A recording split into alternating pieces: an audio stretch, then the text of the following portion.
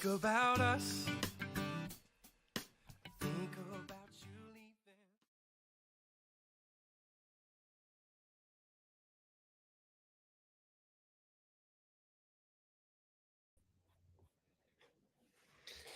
leaving. What's going on, everybody? Let's see if we are live. I believe we are live. We got a few people in here. We live on Instagram. I see Michelle there. Carolyn, what's up? Great to see you guys. Peg, what's up? Good to see you. Thank you for hanging out with us tonight. All right, Roel, what's up? How are you, man? Hope Texas isn't too hot today. It's getting hot up here in East Tennessee. But I'm not complaining. It's wonderful. Glad it's summer. I'm excited. We're going to let a few people come in here. Thank you guys. I see the Instagram people. See, we're live on LinkedIn. Okay, there we go. That's right, Lisa. That is right. We have a parade going on right now about 5 or so miles from me right now. Shout out to the Tennessee baseball Vols. What a game last night. I hope you guys got to see it. Ivy, what's up? Edna, hello. Cherry, Stan, great to see you guys. If you're new with us, let us know. Let us know where you're from. If you're a regular, please tell me hello. Let me know I'm not alone. Grandma Mary, I love you. Thank you so much for this past weekend. I had such an incredible time. To those listening who get to spend time with their grandmothers, I highly recommend it. I got to have some great time with Grandma Mary this weekend. Tom, what's up, man? Angie, hello. Great to see you. Lisa, thank you.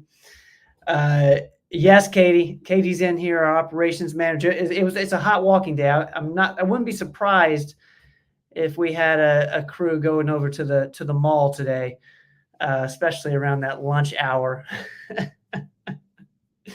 All right, I see Jody's in here. Jody, what's up? Great to see you on Instagram. Thank you, guys. Bianca, what's up? Tori, what's going on? Great to see you. Had such a fun time with you guys last week. Man, what an honor it was to get to talk family business with you and marketing. Huge shout out to Cumberland Marketing, everything you guys are doing for us. Pumped to see the website come out here in a couple weeks, I believe. I believe that's right. I hope I'm not speaking out of turn here. Cool. Thank you, Tom. If you guys have questions, go ahead and put it in the comments. We're going to have a large portion of the show be a live Q&A. We got a couple of questions, but we're going to spend most of the time answering the questions with the people that are here with us live.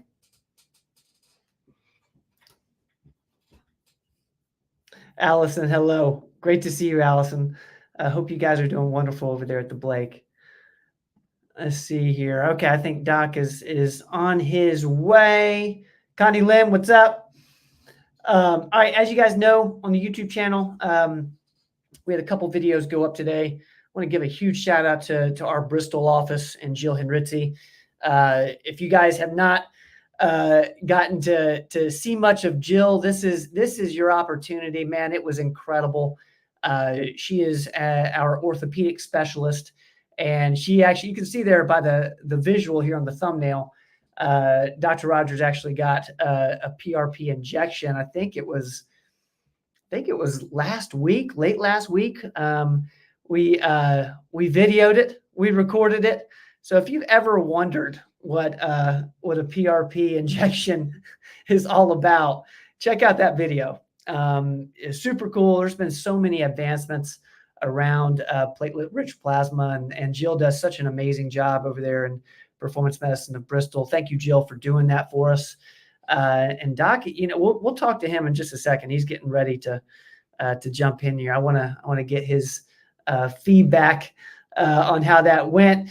And dive into diet this week. We talk about ways to track calories. This is a somewhat of a part 2 episode to last week's episode where we were talking about how to cut calories, caloric restriction. This episode, nutrition coach Lucas Schmidt talks about ways to track them. Talked a little bit about macros. He made it super simple for me, which you guys know I need. So thank you to Lucas for jumping in there and helping us out with that. On Explain This, the star of the show, Robin Riddle, who you can find in our West Knoxville location, talks about the effects of hypothyroidism on male fertility. As you know, Robin is a fertility specialist, specifically functional fertility. And she talks about hypothyroidism on the male side and how that impacts fertility is something that we don't talk enough about. She mentions in there fertility is a 50-50 thing. A lot of times I think we talk a lot about the women with fertility, but the males have just as much of an impact, and hypothyroidism, I hope I pronounced that right, hypothyroidism has an impact. So thank you, Robin, for doing that for us this past week. If you guys want to check that out, all those videos are live on the YouTube channel right now. There we go. Sorry, Zach, if I'm making this difficult on you. All right, let's get Doc in here. What's up, man? Hey, man. How are you? I am wonderful. How are you doing? Doing great. Got my orange shirt on. We won the national championship last night. Baseball. So Yep. we're all Look at that pumped up game. today. I loved it. Yeah, it's a nail biter. Great game. I know you watched it. I watched. I called you right afterwards, and I don't know if there's a ton of Tennessee fans in here. I'm sure there's a couple. But man, what a moment that was. That's not something that you get to see very often. And in terms of I think we won in 2009 with we won 2009 in something, didn't we? Women's track. That was the Women's last track. championship. Yeah, Women's track team championship was women's. Was the track. last team, and then of course the '98 football team. Man, that was so much fun, and congrats to the baseball team here at the University of Tennessee. I've seen some clips. They're at the parade right now. Super pumped. Great. Pumped for the whole city. You should be down there, Ben. Maybe if you get through this soon enough, you can go on downtown. We'll see. Might head down there here in a bit. First, we got a ton of questions. My brother Steve's in here. Good evening to you, Steve. Barbara, what's up? We got Ashley over in Mooresville, North Carolina. Ashley, hello. That's where all the race car drivers are, I believe. That's where all the NASCAR drivers live, I think. In Mooresville? I know it's around Charlotte. Yeah, I think it's where a lot of race car drivers live. Maybe you can clue us into that. Sherry, happy Tuesday to you. Richard, I see your question. Thank you so much for that. If you guys got questions for Doc, go ahead and put it in the comments tonight. Instagram, I'm looking at you guys too. Thank y'all for being here. I see a couple people just walked in. Hello. Great to see everybody over there. All right. I want to thank Roel for recommending this book. Thank you. It's a very good book. How far along? I'm not through with it yet. I'm about halfway through. Halfway through? It's a great book. Roel, thank you for that. As you know, we love book recommendations on this show, and they end up coming up every single week. So we certainly do appreciate it. Guys, we're going to jump into the live portion of not the live portion. These came in throughout the week. I'm going to start with one. It's kind of general. This is one my buddy asked me, do you use NMNs specifically to you, Doc? Kind of tell me your experience with NMN, what it is. Nicotinamide mononucleotide. That's what that stands for. But yeah, I usually use the NR, nicotinamide riboside, just because, I don't know, they're both great. They're both long chemical names, but what they both really are molecular precursors to something called NAD plus, nicotinamide adenine di something. But what they're involved in is NAD plus is something that is responsible for the DNA interactions with sirtuins. And those are really for longevity. They kind of clean up cellular debris, sirtuins do. So as you age, your NAD plus levels fall off and you don't repair cells as well. It's called cellular senescence. A lot of aging, how you age depends on how you can clear this old junk out of each cell. And certainly those two supplements, NMN and NR, are the ones a lot of people look at. If you read a lot of the longevity, people like Sinclair and all, they use them. Really, the reason I put NR in my longevity supplement and not NMN is because of a few things. One, NMN is larger, and some people don't think it gets into the cell as well as NR. And plus, NMN now, the FDA is kind of taking it off the shelves legally, and still you can find it. You could get it off the internet if you wanted, but they don't like it because of some company that came out and claimed it did all this stuff. When you make vitamins, you can't go and make, a lot of claims about it. Even if a lot of it may be true, you just can't do that.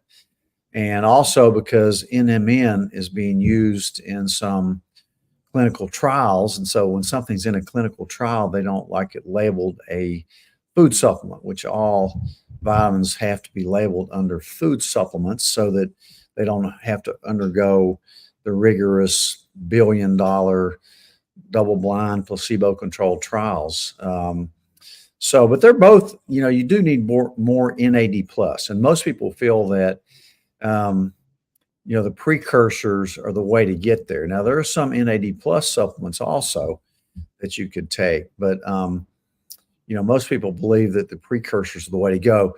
They're all related to vitamin B3 niacin.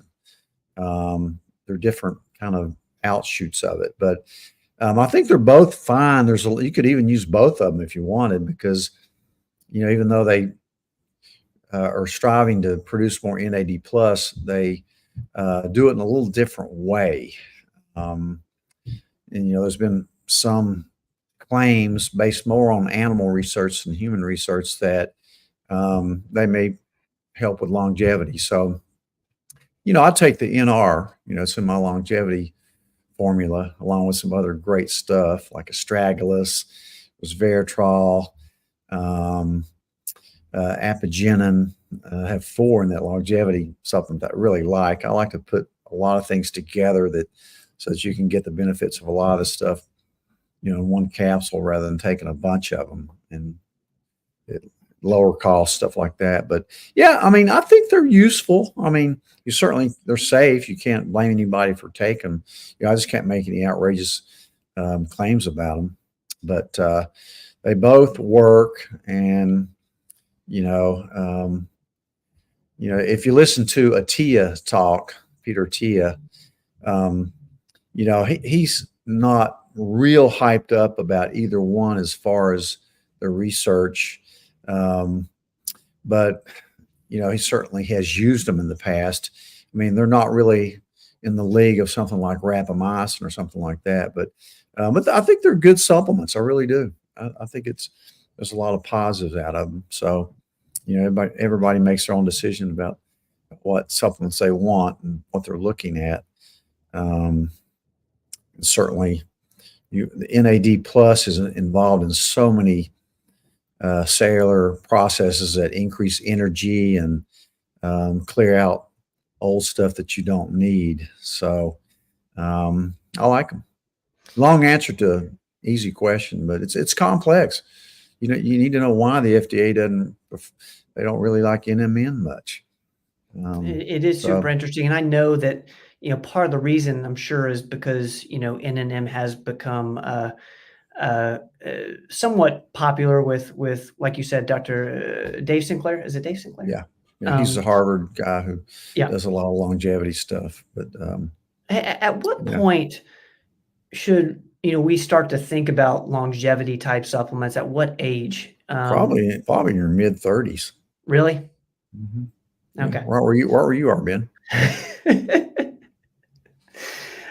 If you guys want to do a little deeper dive on the longevity supplements, we have posted, we did an article on that as well as a video. You can just look up longevity supplements on YouTube or on our website, performancemedicine.net. We're going to go to this next one here, then we're going to get to your live questions. Do you have an at-home saliva hormone test kit that you could recommend? I love this question. Yeah. One, because I feel like I've seen these kits in our office. Yeah, we like the ZRT labs.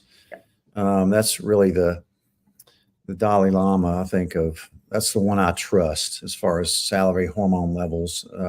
We use them quite a bit. Actually, the guy that invented that ZRT Laboratories, which is now I think is based in Boulder, Colorado, somewhere out west, is he's from Oak Ridge. No way. Yeah. David starts with a Z. I forget his name, but yeah, he's a pretty famous guy, smart guy. But yeah, sometimes we check, salivary hormones. If you're on cream, some people say they're more accurate. Sometimes they're confusing, but like today, I ran one on a lady because I love the 4-point cortisol test that they have, because just an isolated cortisol level doesn't really mean a ton. But if you check it 4 times a day, it's a lot more useful. And certainly you're not going to get a blood test, 4 different times during the day, 8, 12, 5, and 10 p.m. So the salivary tests are pretty good, but ZRT, that's really the only one I trust. Is there because I've heard this with hormones, salivary versus, doing a blood panel. I know you do mostly blood panels. Is there a reason why, or is it all just? Because some people claim that if you're on hormone creams, that they may be more representative of a tissue level of your hormones. And certainly, a few times I've seen that. If I just can't get a level that I think's that I should be getting based on the dosage of especially estrogen in a hormone cream, and it's just not bumping up, a lot of times you think, well, it's just not absorbing. Sometimes it's just their salivary levels will be a lot higher. So sometimes if I'm really wondering, instead of pushing that estrogen level so high, I'm going to check a salivary level. And sometimes on the estrogens, you get a little different story. So, and you can even check urine metabolite test. That's what a Dutch test does, to really look into it really deeper. But great question. I love those types of questions. And I love that you brought up the Dutch test, because it just shows that there are that you really can go deep into this. And I love how, with this show and, with patients in office, you get to kind of, decide how deep you need to go into it. Yeah. Sometimes you want to keep it simple. Yeah. Some people really, run down a lot of rabbit holes, and it ends up causing more worry than anything. Sometimes you don't want to poke the porcupine, is the way I put it. Yeah. Yeah. I like that. Such a great question. And thank you for sending that in over email. Thank you guys for starting off the show. We're going to go to live questions here in a bit. So if you have a question for Doc, go ahead and put it in the comments. Real quick, Doc, I have to make a comment. I feel like that's not Tennessee orange. Is that Texas? It's not really. No, it's really not Tennessee orange. I tried to, I wore 2 of my UT shirts yesterday, one at work and one when I was watching the game. It got too sweaty because I was out exercising. I changed into my other one, so I didn't have anything really truly orange today. That was not long sleeve. This is short sleeve. So I still have my CGM on here. How's that going? Have you noticed anything? Oh yeah, I've learned a ton. Yeah. What's your biggest? What's the thing that has surprised you most in this? I know you've done the CGM before in this round of CGM. Yeah, this is a better one. It's called a Dexcom. It's definitely more accurate than the Freestyle Libre. But I don't know, just what pops it up and what doesn't. Gosh, I ate something that really. Oh, I ate one of those fruit bowls at the Blended Peddler up in Bristol, which are great. They have a lot of they have, I think it's dragon fruit, plus a bunch of fruits in there, and honey and stuff. That popped me way up there, not out of sight, but like 184. But so far, it's really good. I'm surprised, like Smoothie King, when I get my Gladiator, my chocolate Gladiator with peanut butter, it doesn't bump it at all. That's interesting. So, but exercise bumps it. When I play pickleball, it bumps it. Even though I played fasting pickleball last Sunday morning and didn't eat a thing, and I played about an hour and a half, a couple hours of pickleball, and it went up because of the exertion. It's stressful pickleball. But anyway, it's just interesting. Everybody's a little different. And, So is that bad? Like if it goes up because of exercise? yeah, but it didn't go out of the range. I think Okay. 99% of the time so far I've been in range. Okay. But it's interesting too, because the first night I went really low. I didn't know it, but the alarm went off. I was in the 30s at 3 a.m. So I'm gonna put this up from Carter because it sounds like hers was going off at all times. That's funny. So it goes off when you're too low. yeah, I reset my thing so it doesn't go off at all. So I didn't want it going off. I'm not a diabetic, so I really didn't want any alarms going off. I love it. Keep us posted on how that's going, guys. It kind of reminds me of what I'm having to do on my new radar detector in my car, which I love. A lot of people know I love sports cars. So I get this new radar detector, and I just noticed I was driving it this weekend on a curvy road. And of course I was going fast. That's why I bought the radar detector. And so when I get, I just noticed when I'm 30 miles an hour over the limit, that thing reads what the limit of the road you're on. So when I'm 30 miles an hour over the speed limit, a voice comes on there, "You're over the limit." I'm going, I know, that's why I have a radar detector. I don't want you telling me I'm speeding. I know I'm speeding. That's why I got the radar detector. So I'm gonna have to figure out how to turn that part off, just like I turned the beeper off on my glucose meter. Are you comparing a radar in your car to a continuous glucose monitor? In a way, yeah. They I both feel like you're are somebody warnings. They're both warnings. Yeah. I love it. All right, we're gonna get into some questions, guys. Let's And see they both if, can protect you. They both can protect you too. So yeah. let's see if Tom, this is a question, I think. Tell you what, buddy, Amber has me taking TMG. That's some good stuff, sleeping better and feeling great. Anyone with MTHFR that is a couple of hours. That's very sweet, Tom. Thank you so much. Yeah. I put somebody on it today for a high homocysteine level with the MTHFR genotype. TMG? I take it, TMG, trimethylglycine. It also is great for energy too. TMG is something not many people know about. So besides the methylated B vitamins, you probably need some TMG if you have a mutation on your MTHFR gene. So I think you said that you were trying to get your homocysteine levels down, and nothing did until you started taking the TMG. Is that right? yeah, well, the methylfolate and the methyl B12 and the B6 did help, but I didn't bring it all the way down like I needed. So I added TMG to it. Super interesting, Tom. Thank you so much for that comment, man. That means the world to us. All right, let's see here. There's another kind comment from Dan and Sabrina. PRP injection really helped my plantar fasciitis. That was one thing I learned in this episode with Jill Henritzi was that it could be used for plantar fasciitis. I would never think about it for that. I would think about it for, tennis elbow, a meniscus tear.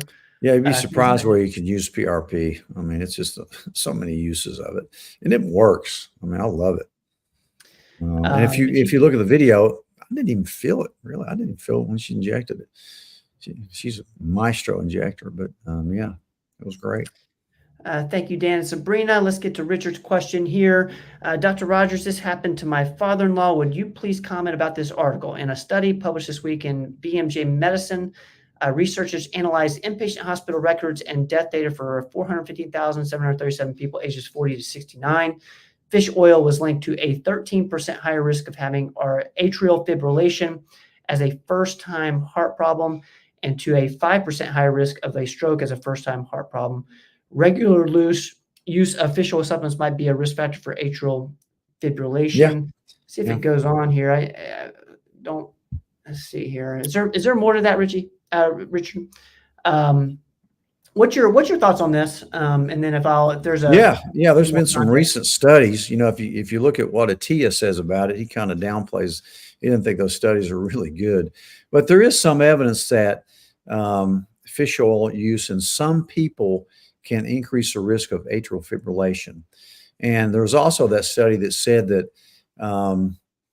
first-time cardiac events may be increased slightly from fish oil, which were taken to prevent that in the first place, but that you have less in people with known coronary artery disease. So look up Attia's analysis of those studies, Dr. Peter Attia.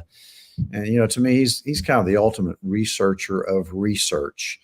And, he's not real big on those studies. He takes 4 grams of it himself. And there's some evidence that you could overdo it. But certainly I'm a big promoter of omega-3s. I really like them for a lot of other reasons as well. For your brain, for your joints. We always, you look at that omega-3 to omega-6 ratio when we do the Cleveland. And really, I think more of the problem is linoleic acid, which you can get by eating out too much or eating seed oils and that type of thing. So, there have been some studies out. But one thing I can guarantee you, there'll be another study that says the opposite thing. So who do you believe?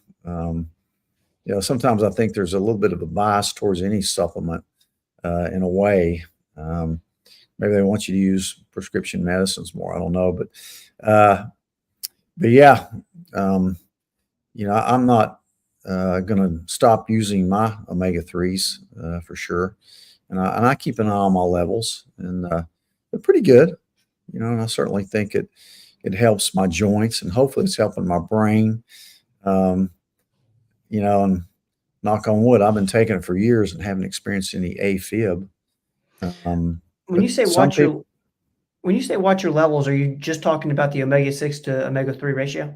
Yeah, doing Cleveland and looking at where you're at. Okay. So don't get scared off of all fish oils. And again, they don't tell you which type of fish oils they were using. There's so many junk fish oils out there. You need to get a good one for sure. Fish oil is not fish oil. Omega-3s are not omega-3s.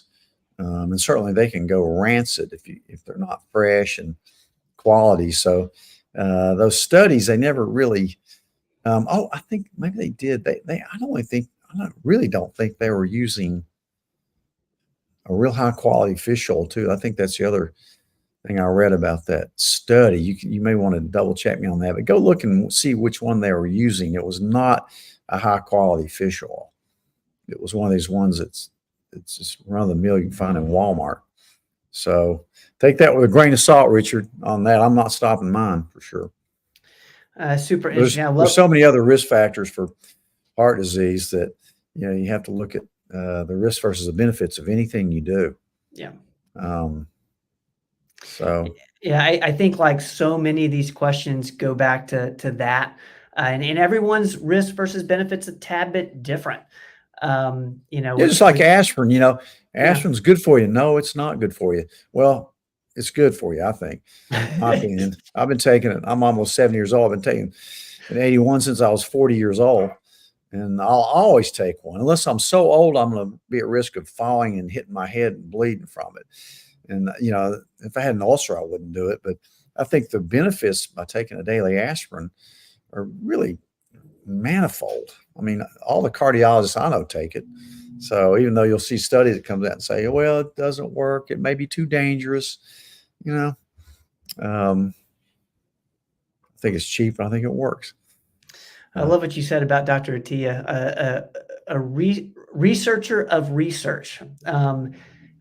We need that. I think that's a really big deal. A researcher of research. And a lot of I these like studies too, a lot of studies are based on longitudinal studies. So they take all the previous studies, like with hormones, when they were using Premarin and Primpro, they lump all that together. They're not even talking about bioidentical hormones.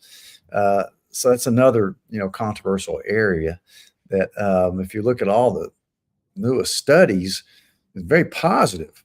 But if you lump it with all the old studies, maybe a neutral or maybe even a negative. But if you look at the new stuff and, specify what you're looking at, then, most of the stuff's really positive.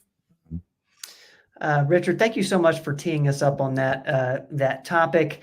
We're going to keep moving here. We're going to one of our favorites with Digest Shield. Connie Lynn, thank you so much for this wonderful question. Dr. Rogers, please explain the health benefits of Digest Shield. Is something we talk quite a bit about, and I'm happy for this question because there's still a lot of people who don't know enough about Digest Shield. So, Doc, it kind of I love it. It's my favorite gut supplement for sure, because it's a combination of several different things. Again, your health starts with your gut. I mean, 80% of your immune system is located in your gut. There's a huge gut-brain axis that there's the bacteria in your gut tell your brain what to do. Basically, they have a way of changing your DNA. That's how powerful they are. And if you've got a bad gut microbiome, in other words, if your bad bacteria are overwhelming the good ones, then you're going to have problems with inflammation, and you're going to get what we call leaky gut, which is a term now recognized by most GI doctors. That's where all the bad stuff usually starts, and that's usually because your gut microbiome, that balance of good bacteria versus bad, is overwhelmed, and it causes inflammation. Now, what I like about Digest Shield is because it has every human, I think, needs probiotics. Those are the good, beneficial bacteria, and you need diversity. So you need different types of them. We don't have a lot of diversity in our diet anymore, and we don't have a lot of diversity in our gut microbiome. In other words, we don't have all the stuff our ancestors did to protect us against leaky gut. And with all these Franken foods and ultra processed foods, it creates inflammation. They kill off the good bacteria and create more bad bacteria. So the Digest Shield has prebiotics. Think of that as food for the probiotics. Probiotics need to be fed too. It has a great blend of probiotics. And there's Ike wanting to get in on TV.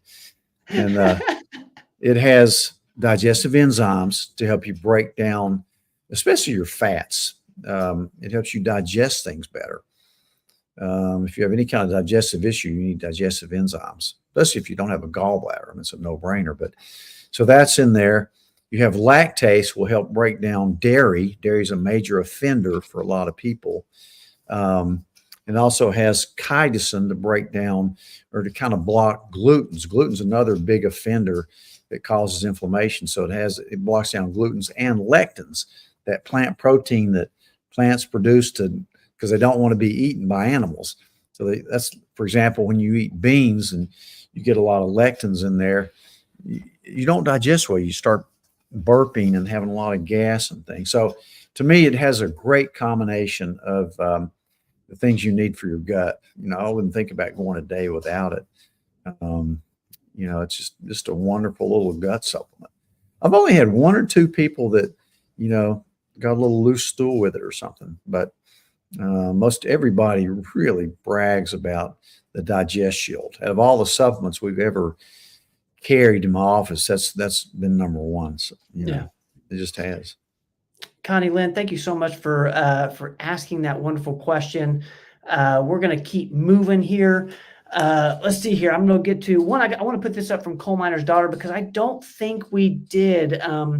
I need to talk to Brittany about this, who's in our Johnson City location, about the toenail question. Did you get any insight from Brittany this past week? She's been on vacation. So okay. Can we put that off? Ben, write that down and please email us and we'll get Brittany. She's our toe expert. We saw some bad looking toes today. I can tell you that much. Woo. I could show you some pictures, some bad toes. Hey, Cole I'll Myers, show you thank one. I'll show you one Andy showed me today. He had a patient today. He texted me this picture of a toe he saw in the office today. And again, I wish Brittany would have been there, but let's see if I can find it.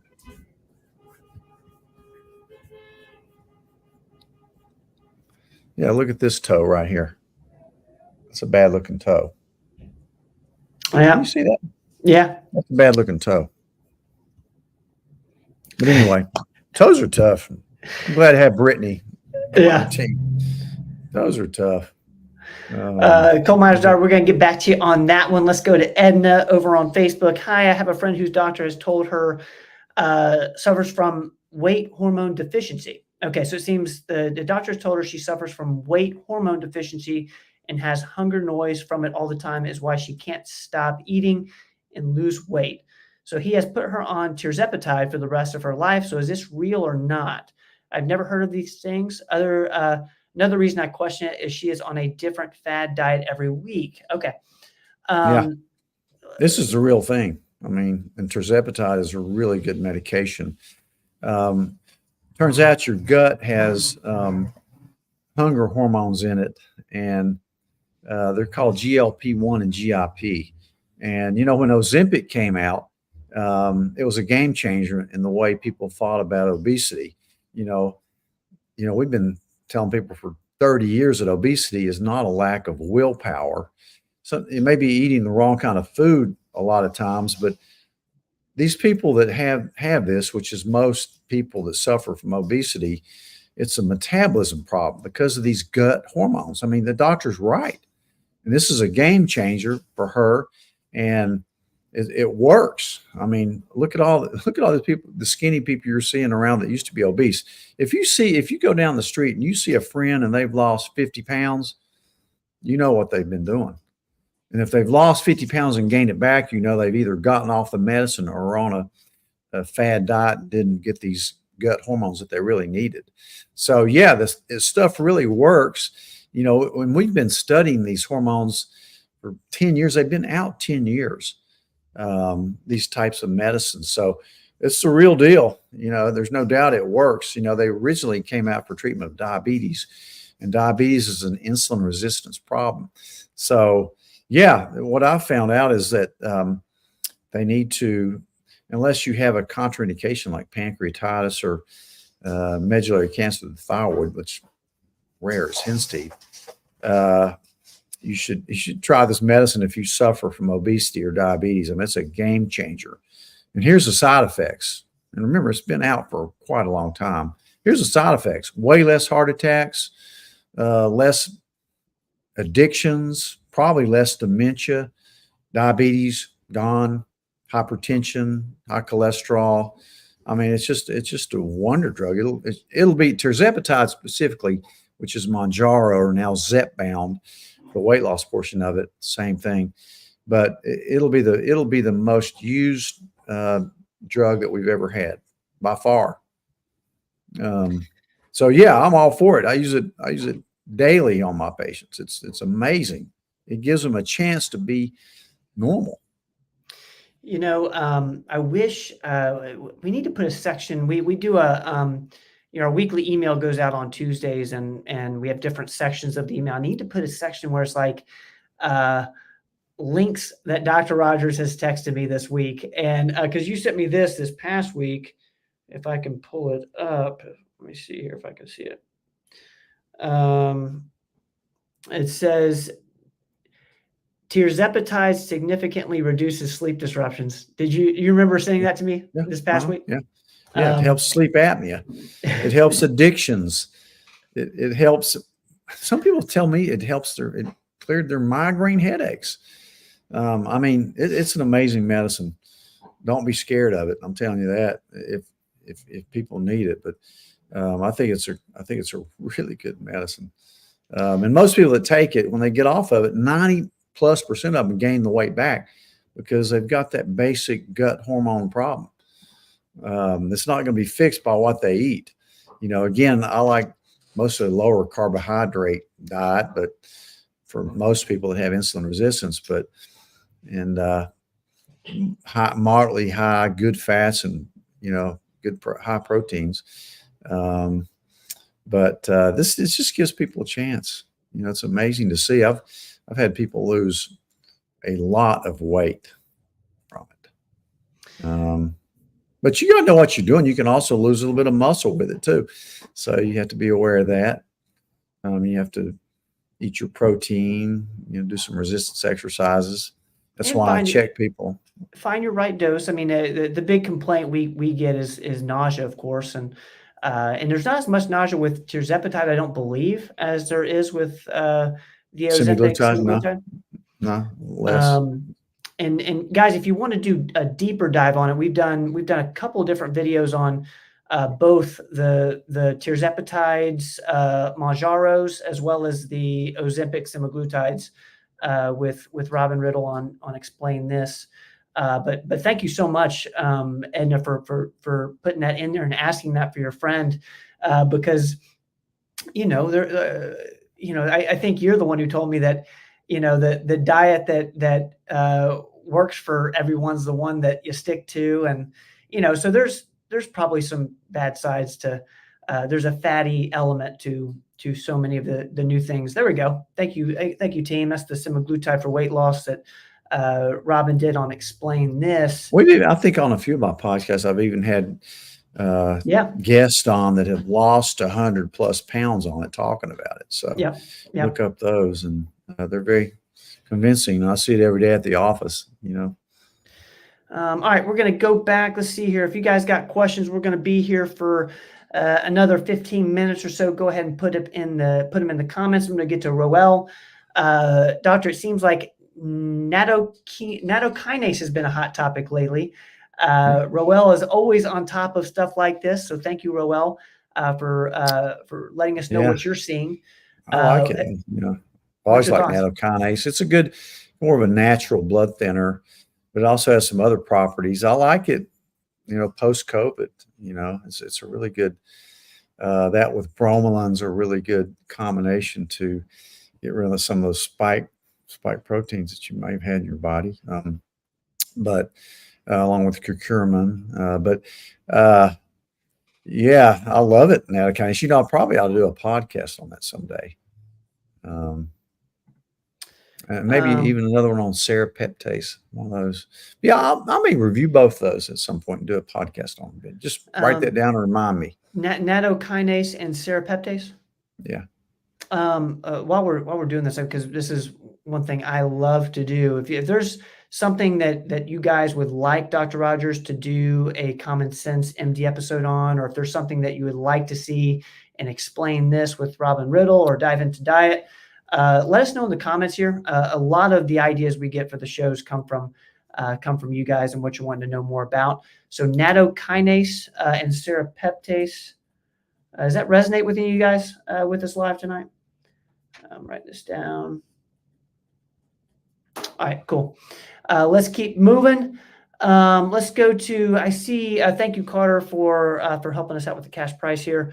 I love this question, Karen, because one, it's a conversation we have quite a bit in office. I also hate the insurance companies, and I don't want them to know my lab results. That's why I pay cash at your office for my own use. Do you know what the Cleveland panel would be cash price?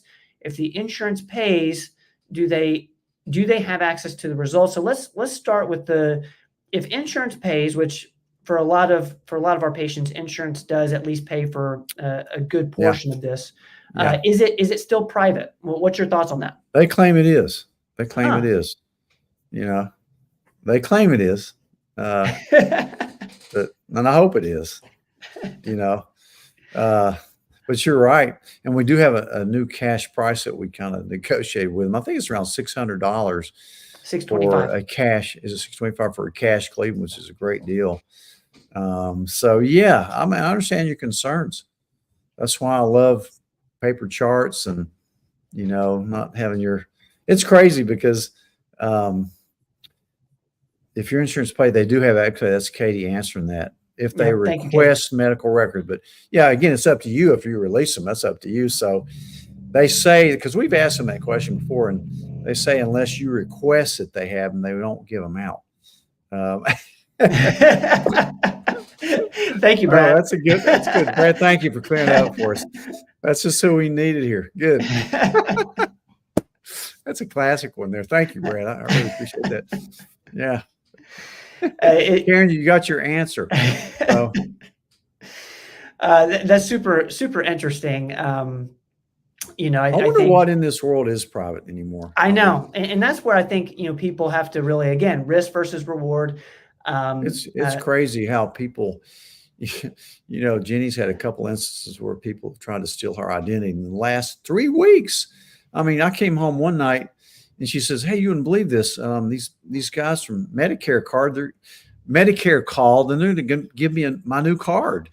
They're going to send me a free back brace and a knee brace for free." And I go, you don't have a bad back. Did you tell them you have a bad back or something? She goes, "No, they just, they saw it on my medical record somewhere." And this was Medicare people. And I go, Medicare people do not call you on the phone. Yeah. What exactly did they ask you for? She goes, "My Medicare number." So that's how they slip into your identity. So we had to immediately call Medicare. We spent 2 hours, she did, reversing all these things. We had to get her a new Medicare number. And then the next week, she gets this on her Apple phone, you know, a big warning sign that beeping going off her Apple phone. "Your Apple phone has been hacked. You know, press this button to clear this up." So we pressed it and then got into another bad situation where it was obviously a fraud, because after about an hour or two trying to get this thing, find out what it was, then finally this guy comes on there. You could hardly understand him. And he's saying they've already accessed your accounts. They're using, they've already used $2,000 out of your bank account to buy Bitcoin. And we, you know, our eyes got about this big. And the next thing he says was, he goes, "You know, where is the nearest Home Depot?" We go, "Well, about 3 miles from here." He says, "Yeah, I have you on, look at your nearest Home Depot is 3.5 miles from your house. I want you to put your shoes on right now and go to Home Depot and buy a gift card for $2,000 and we can get that taken off your account." And I'm going, "Are you kidding me?" So there's another. So we had to go. So then we Google Apple support number. We call it and we told them what happened. It turns out they were fraudsters too. So, I mean, those hackers they're trying to steal everything. It's really upsetting, you know. It is. And, you know, one, I'm glad you're mentioning this. So be on the lookout, guys. Like there is, you know, I feel like this is so normal now. Brad, if you have any tips on us for how we can possibly prevent some of this stuff, I'm all for tips, because I'm just wondering what in the heck is a person going to do to protect their bank account, their health information. I mean, it's just incredible. What I had a guy one time that requested that this was a few years ago, that I write him a prescription for metformin because of the longevity properties he'd read about. And I agreed. It's not going to hurt him. He's probably a little insulin resistant anyway. So I wrote it. And then he found out that he applied for some life insurance 2 or 3 months down the line. And his life insurance turned him down because he was using metformin. They knew he was using metformin. And so he got turned down for upping his life insurance because of that, even though wasn't a diabetic, you know. So what I did in that case, so I started stocking metformin in my office. It's dirt cheap. And so if somebody wants it, I just dispense it from there so they don't run it through their insurance. Or I'll tell people, pay cash for something. And if you want, you know, if you don't want it, get on your records, and tell the pharmacist too, you know, not to enter it anywhere in their database for insurance companies. So yeah, I mean, you're right. It's going to be crazy navigating the future world. It just is crazy. I'm glad I'm old, I mean, Brad, thank you so much. I see Brad does classes. That's needed, Brad. Just to educate people. I need to do a podcast with Brad sometime. I'd Like love it. If you want to do a podcast, we'll get on there and do a podcast because I like to help people navigate our especially crummy Medicare. healthcare system. Yeah, especially Medicare. Yeah. Super interesting. Karen, thank you so much. Thank you for bringing that up. And, because that is, I don't know if enough people pay attention to. If Brad can send part. if Brad can send his information to Ben, and if you want to get on for a short podcast and we can tell people what they can do to protect themselves, that would probably be so useful for us, for our patients and everything. Brad, if that's interesting, shoot me an email, ben@performancemedicine.net. Like Doc said, that's super. It's way more common than you realize, and you have to have insurance. You have to have insurance. I tell my patients, I have patients every day who have no insurance at all, none. A lot of times that's why they come to me, because they know I'm a cash practice. But I tell them, you need some kind of disaster insurance in case you get hospitalized or have surgery or chemo or something, or, some kind of weird, you need some catastrophic insurance. I want to say hello to Yoga Mama Shelly. Yoga Mama Shelly, I see you're in here over on Instagram. Thank you for hanging out tonight. Over in California, I believe. All right, let's keep moving, guys. Thank you, Brad, for that. Thank you, Karen, for teeing us up on that. We'll talk more about that stuff. It's super. One, it's interesting. Two, we're a cash only practice, and being able to talk about how to navigate insurance is something that I feel like we're called to do. We need to help people use their insurance, in ways that are helpful. Like a health savings account. If you see us with health savings, you can use your health savings account. I think that's good to get a high deductible health savings account plan for a lot of people. Depends on your situation, but for most healthy people, it seems to be a good way to go. Because we can always provide you with a code if you need it. My people know the codes. I don't know codes anymore like I used to have to use them, but I don't want to know a code anymore, but my folks know it. So. All right, let's keep going. Thank you guys for that. I'm going to see. Okay. Thank you, Karen, for this. If you guys want us to talk more about something in particular, let us know in the comments. Intermittent fasting with vitamin consumption is a great topic. What Karen's talking about here is how do you take vitamins when you're fasting? Because a lot of the vitamins, our super vitamin, has zinc in it, has stuff that you do not want to take on an empty stomach. So great topic. I just take mine with lunch and dinner because I do intermittent fasting about every day. There's some that I do take on an empty stomach that are water soluble, that don't upset your stomach. But that'd be a good topic. All right, let's go. I see. Colmar, do you see more gout flare-ups in the summertime? My husband seems to have a flare-up this time of year. He works outside all day, so it makes me wonder if it has something to do with the heat or some dehydration. Great question. I do see more of it. I saw a case today of it. And I think it's because of dehydration, or maybe because people are eating more red meat, cooking out, maybe more seafood and getting a little dehydrated. If you get dehydrated, it makes everything worse. I do. I see a lot of gout flare-ups. People don't drink enough water in the summer, especially right now. It's so hot. I've been, I had a little bit of LMNT before we signed on here tonight. That's my favorite electrolyte mix. Okay, let's keep moving. Let's see if I'm missing some. Thank you, Connie Lim, for this comment. Bill for 5-day hospital stay and a tib-fib spiral break, $249,000. Get some time. Yeah. Isn't that ridiculous? Yeah. Crazy. My son Andy had his appendix taken out in Los Angeles a few years ago. His bill was about $250,000 as well. Yeah.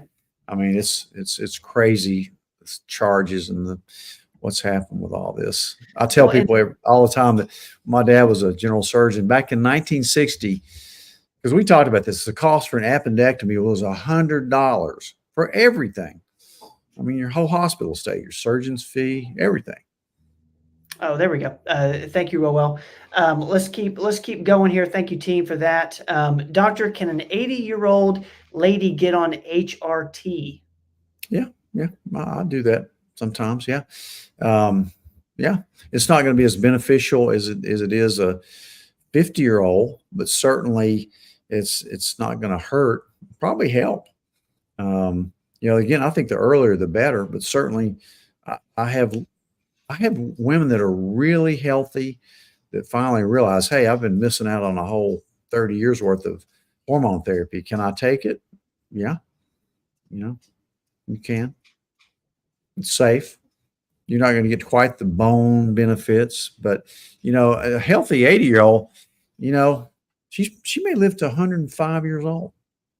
That's a long time. And, if you can realize some of the benefits and avoid some of the degenerative changes that are going to happen, certainly.